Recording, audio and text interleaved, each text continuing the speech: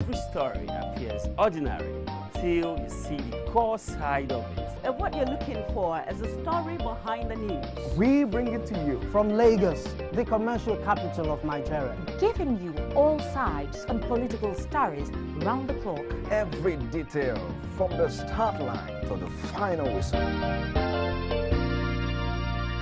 CoreTV News, expanding your view.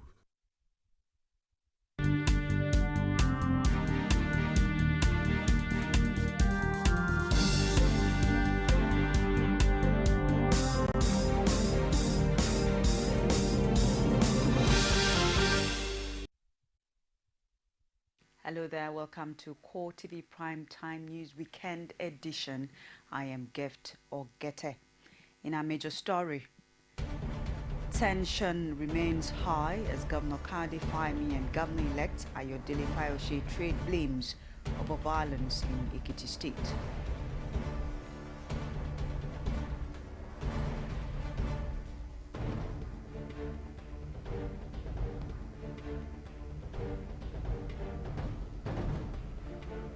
Also in this program, gunmen kill prominent member of the Zazwa Emirate Council, Kabiru Buhari, in Kaduna.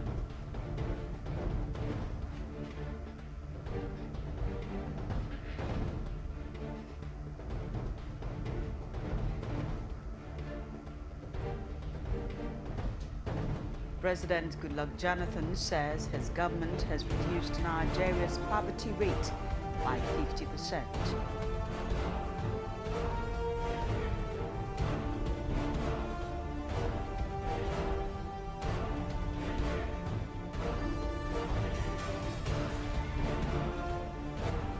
Outside Nigeria, top Indian female politician goes to jail over corruption.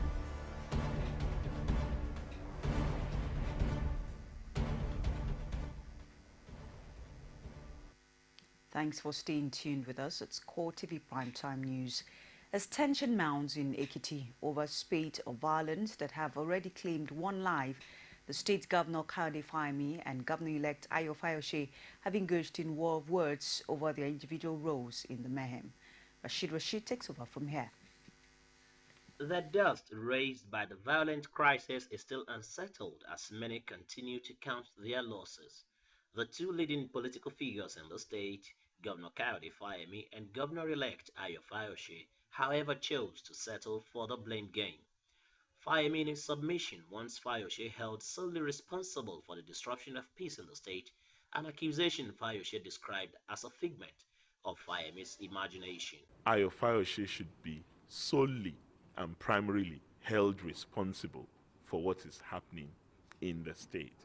This state has witnessed an unprecedented level of peace over the last 4 years. I will continue to accord that office all the respect, and I will not want to join issues with him. So, but I don't want to join issues like I said. He owns his mouth to run it if he wants to run it. You understand? The blame game continues as what could pass for washing dirty linings rages on. The two leading political actors make reference to earlier disruptions of proceedings at the venue of the Election Petition Tribunal. If you disagree with a ruling or a judgment, since you submitted yourself to the processes of the courts and you have allowed representation in the courts, you appeal the process. That's known. Their target is to make sure that the inauguration doesn't take place. That is their target.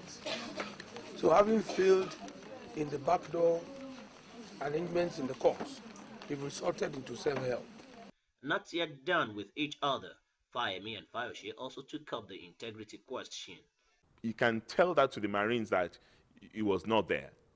He knew what happened. I know what happened. The chief judge knew what happened. All the people who were affected knew what happened. So, and everybody knows his antecedents. If we have not been working hard to calm the fray now, this place will still have been burning. So for me, my duty is to ensure we have peace. With few days to the October 16th handing over date, the sound bites from Ekiti are already sounding like the drum beats of war. Rashid, CoreTV News, Ado Ekiti.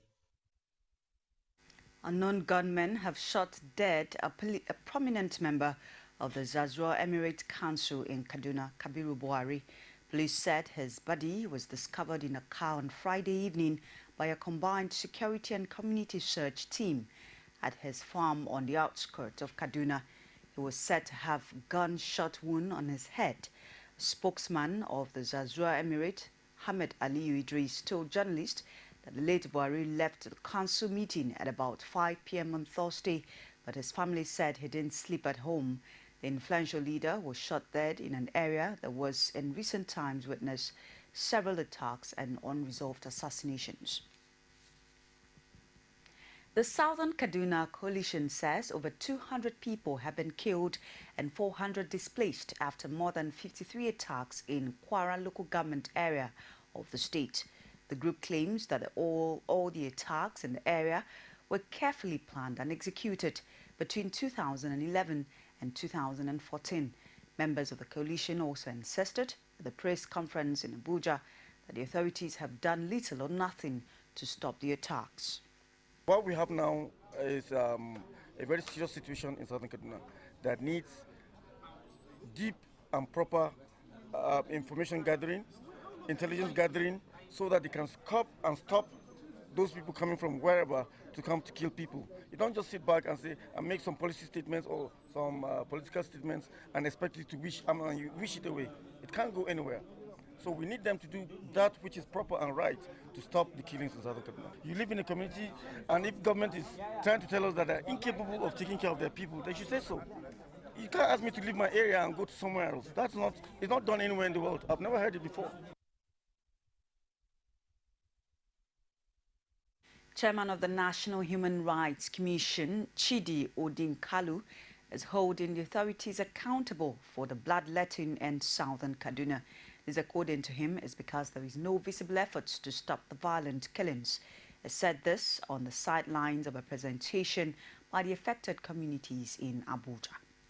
Now, that killings are taking place within the state that hosts the most capable division of the Nigerian army says something is wrong. And you see, you're not talking about one person being killed or two people being killed or three people. Post-election violence, over 1,000 people were killed. Since then, as you heard this morning, over 4,000 people have been killed, 53 attacks, right? Tens of thousands of people displaced. And now we are going into political season. We did not have elections in Kaduna between 2011 and now. And over 4,000 people have been killed and over tens of thousands of people displaced. So can you imagine what could happen if we had the excitement of a political election season engrafted onto that? And that is why this is happening. That's why people are raising, the inhabitants of Southern Kaduna are raising concerns, because the omens are not good at all. The easiest way to stop it is get the elected politicians interested in stopping it, because they know who's doing it. So there's an elected governor. There is an elected senator and elected senators. There are elected members of the House of Representatives. There are elected members of the House of Assembly. What are they doing? Why are they allowing their voters to be wiped out? Residents of the Federal Capital Territory are hailing the recent successes recorded by troops in the ongoing war against insurgency. They are specifically glad that the man posing as a Boko Haram leader, Abubakar Shekau, was killed in one of the many battles for Kanduga. But they also want the military not to rest until the insurgents are flushed out of northeast Nigeria. For several months, he appeared in propaganda videos, posing in front of armored personnel carriers and surrounded by bodyguards. Now, the military says the man who claimed to be Abubakar Shekau is dead and have shown pictorial evidence. It took time for the news to sink in, but now FCT residents who were also threatened in one of the videos are hailing the troops for a job well done. So we should also be watchful. You and I, we can help the security agencies to fight these injustices in the country. So people are jubilating here and they're saying Chekoro is dead, that's the end of terrorism. No, we should not relax and be sleeping. We should learn how to sleep one eye open and one eye closed for the betterment of our country, Nigeria. You and I know that since the emergence of this insurgents, in Nigeria, our people, our fellow Nigerians, they have been dying. And if at this time or at this point, the security, they are telling us that Shakau has been captured and killed, it's a good news on our part. So we say kudos to the security outfit of this country. But others, however, want appropriate authorities to show more concrete proof of Shekau's death. I don't want to say yes for now because they have to prove it. If the man is dead, they have to prove it within the army circle. They are the people guiding us.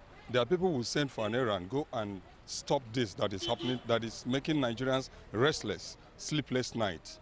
We have to get confidence in the soldiers. But if they believe within them that yes, the man is dead, fine, they should prove it to Nigerians so that we have overconfidence and believe that yes, this matter is over. Well, to me, I'm not just going to stand here and say Shakau is dead. Shakau has been dying for many times. We've remember the other time they said they've killed him. I don't want to say that he's not dead. But what I want the government to do, they should come out, and prove to us that this is really Shakau, the man they are really talking about. I think that will help us a lot. And the Nigerians will be more at ease because that man is a terror to our country. Some other FCT residents want the military authorities not to dwell too much on its recent success. For this set of people, the war is still a long way from being over, even with Shekau's death. Normally, when a commander dies off, another person has to take over. But I pray that these people will surrender their arms to the federal government. We are tired of this war, please. See our people at Medically. Since I was born, how many years ago, Borno State was one of the best states in Nigeria. I have never witnessed any religion or any other tribal crisis. Do you understand? I don't know what will be happening to Borno State by now. We are tired. The consensus among Nigerians resident in Abuja is that security forces and other relevant authorities have to go the extra mile to root out the insurgents from the part of the country they presently occupied. President Goodluck Jonathan says his administration has reduced Nigeria's poverty rate by 50%. Find out more and others after this timeout. Stay with us. Nivea Nourishing Body Lotion. Its effective formula with Hydro IQ gives your skin deep and long-lasting nourishment for skin that stays moisturized all day long. Look great, feel great with deeply nourished skin. Nourishing Body Lotion from Nivea. There is an Ebola virus epidemic in some West African countries. The Nigerian government wants you to be aware and watch out against the spread of Ebola in your community. Help keep our country safe and watch out for severe cases of fever, headaches, diarrhea, chest and abdominal pain, sore throat, cough, red eyes and bleeding from the eyes, ears and nose, especially when these symptoms are found in persons coming into Nigeria from other West African countries. Protect yourself. Wash your hands regularly with soap and running water or use a hand sanitizer. Avoid contact with the blood, urine, feces or saliva of animals like bats, monkeys, gorillas, chimpanzees or infected persons. The Ebola virus is deadly. Don't catch it, don't spread it. This message is brought to you by the Federal Ministry of Information. You can now watch CoreTV News live from anywhere in the world on our website www.coretvnews.com. Click on Live TV on our website and watch us live. And welcome to CoreTV Primetime Days. To follow us on Twitter, click on Twitter icon on our website. On Facebook, click on the Facebook and YouTube to see all our previous news production. You can also watch us live on YouTube. Click CoreTV, leave a space, then News. CoreTV News, our 24-hour news station.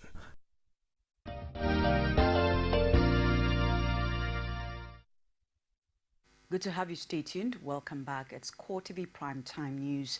The Federal High Court will on September 30 entertain argument on the suit filed by former Deputy Governor of Adamawa State, Balangilari, to nullify his purported resignation.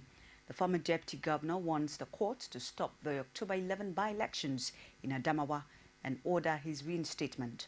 Presiding Judge Adeni Ademola is to hear all the applications and the substantive matter, and on the same day to ensure speedy dispensation of the case. Just that the court has adjourned the matter to Tuesday for hearing of all applications together with the substantive matter. And that's what we are coming to do on Tuesday before the court. So that the court will determine once and for all whether the deputy governor of the former deputy governor of Adamawa State, Barrister Ngilari, actually resigned or not.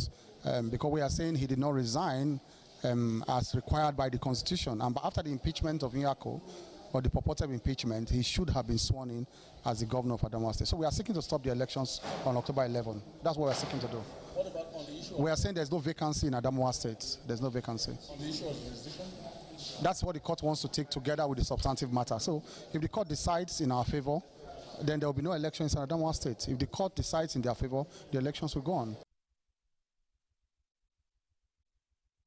President Goodluck Jonathan on Saturday vowed that the People's Democratic Party would recapture Edo and Rivers State in the 2015 and 2016 general and governorship elections in the two states.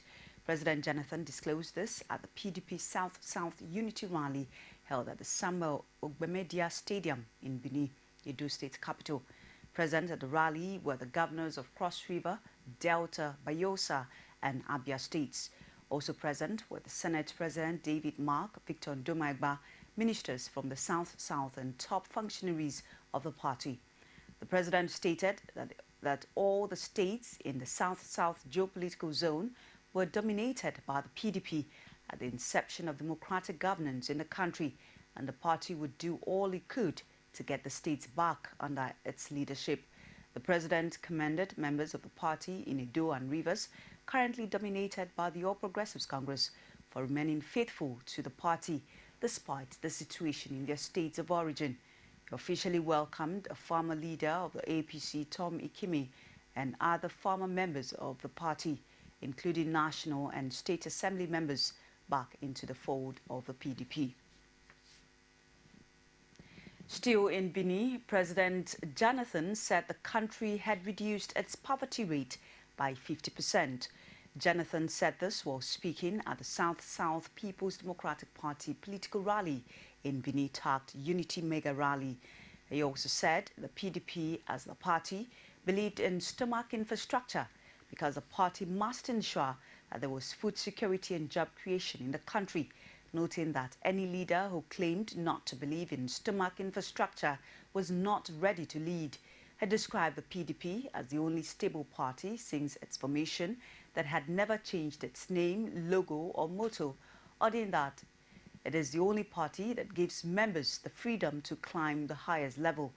He said that all the nation needs was unity and gave the assurance that although all the roads could not be rehabilitated at once, his administration would continue to improve on all infrastructure in the country. PDP chairman Adamu Mwazu described the president as a bridge builder and unifying factor. He reassured that all defectors to the party would be reintegrated into the party without bias. The chairman of the board of trustees of the party, Tony Aneni, said the zone had every reason to be proud of its contributions to national development.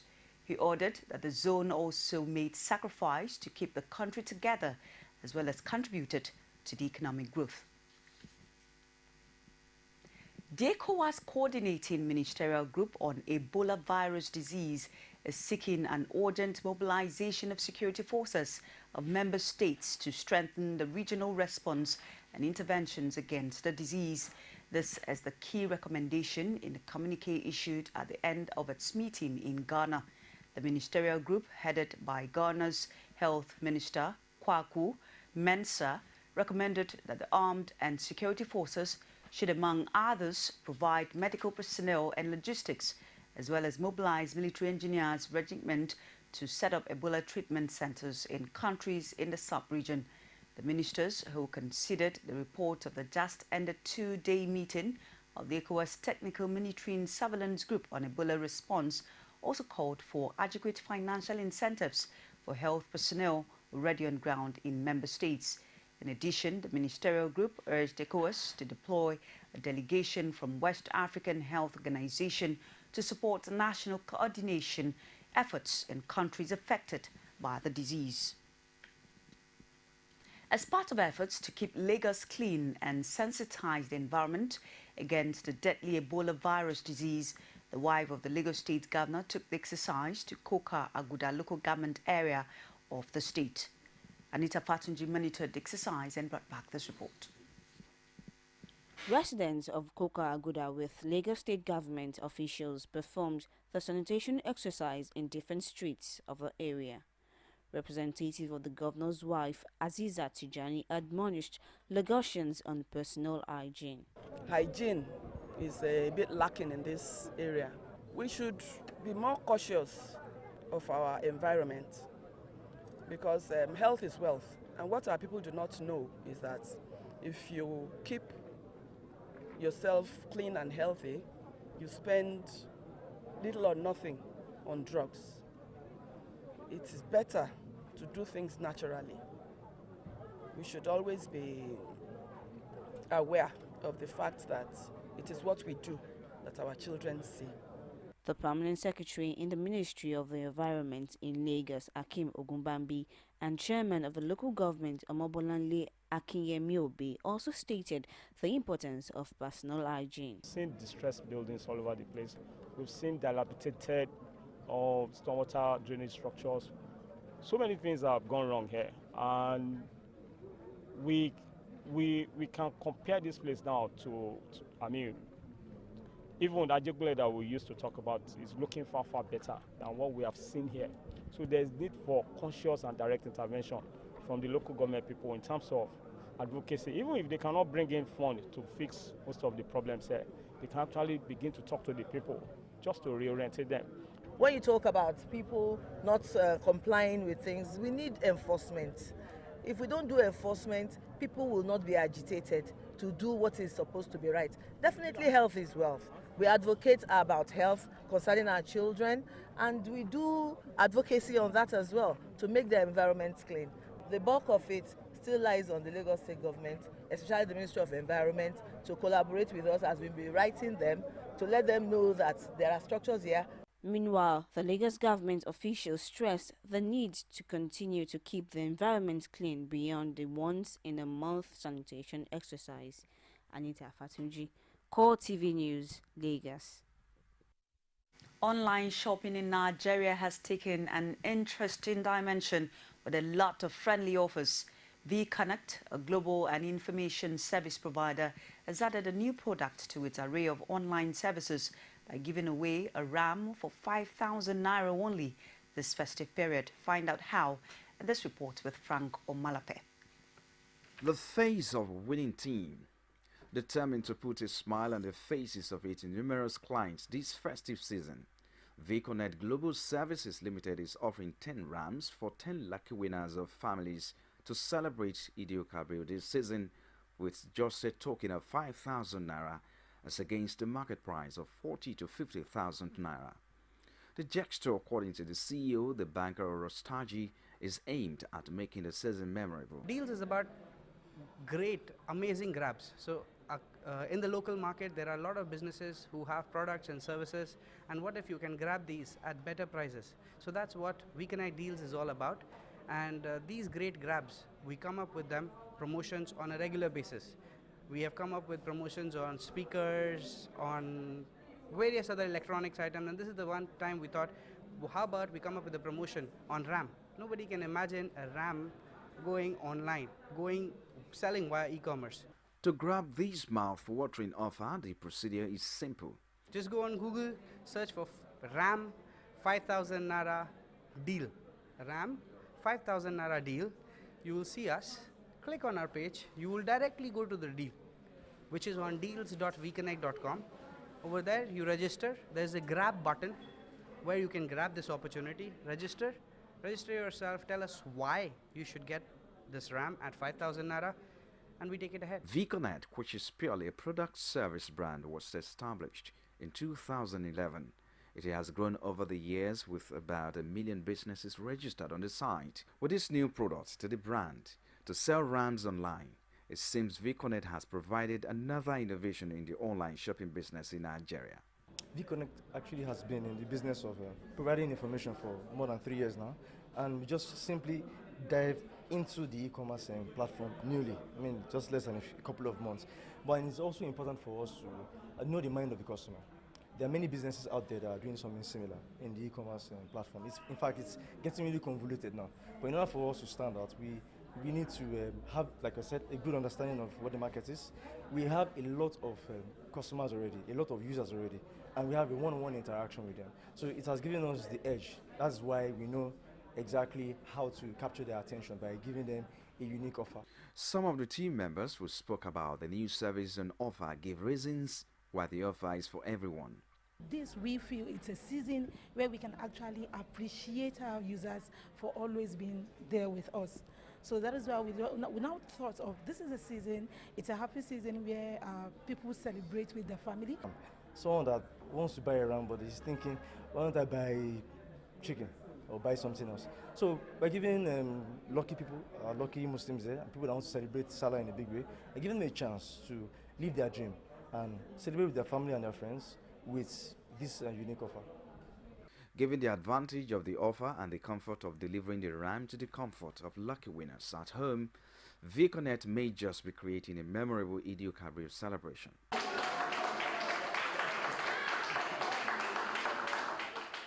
Frank Omalape, CoreTV News, Lagos. Interesting stuff. A ram for 5,000 naira. We'll take another break and return with business, sports and other stories. Stay with us. Nivea Nourishing Body Lotion. Its effective formula with Hydra IQ gives your skin deep and long-lasting nourishment for skin that stays moisturized all day long. Look great, feel great with deeply nourished skin. Nourishing Body Lotion from Nivea. You can now watch CoreTV News live from anywhere in the world on our website www.coretvnews.com. Click on Live TV on our website and watch us live. And welcome to CoreTV Primetime Days. To follow us on Twitter, click on Twitter icon on our website. On Facebook, click on the Facebook and YouTube to see all our previous news production. You can also watch us live on YouTube. Click CoreTV, leave a space, then News. CoreTV News, a 24-hour news station.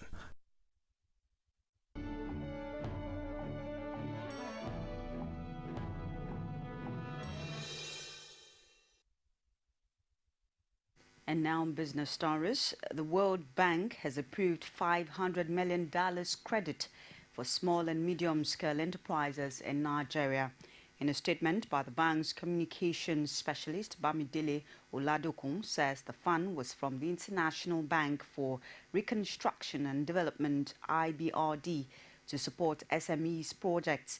They said the major challenge is finance entrepreneurship, particularly for young people, and that only 6.7% of Nigerian firms are reported to having a loan or active line of credit in 2014.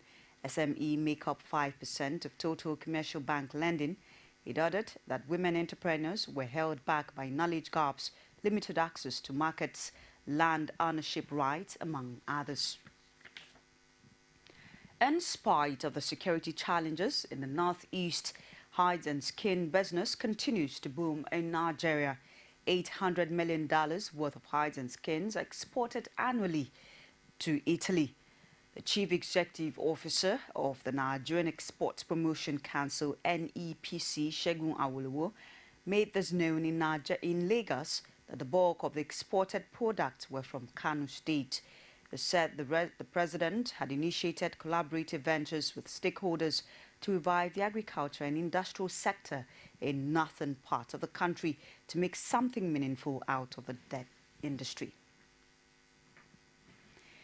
Interbank rate rose up at 10.50% after Treasury bill sales.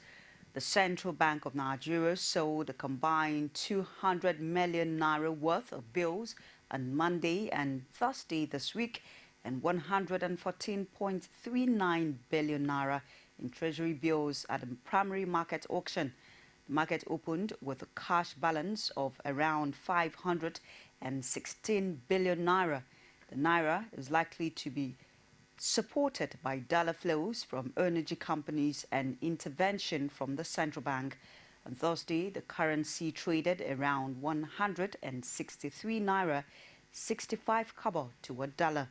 Over the past 2 weeks, naira fell by lower global oil prices and reduced offshore flows into the debt and equity markets.